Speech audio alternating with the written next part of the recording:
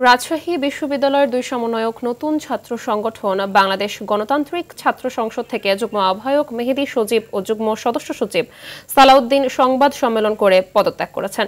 সকালে রাবির পরিবহন মার্কেটে আয়োজিত সংবাদ সম্মেলনে পদত্যাগের ঘোষণা দিয়ে তারা জানান, বিভাজন ও আধিপত্য বিস্তারের রাজনীতি আবারও মাথাচাড়া দিয়ে উঠছে।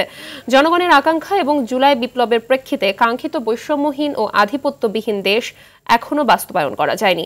তারা বলেন, বৈষম্য যদি নতুন মোড়কে আধিপত্যবাদ বা আঞ্চলিকতার মোড়কে ফিরে আসে তবে তা হবে দুঃখজনক। রাজশাহী বিশ্ববিদ্যালয়ের শিক্ষার্থীদের সমর্থনের বাহিরে গিয়ে তাদের পক্ষে কোনো দল, গোষ্ঠী বা প্রেশার গ্রুপে নিজেদেরকে একীভূত করা যুক্তিযুক্ত হবে না বলেও জানান তারা।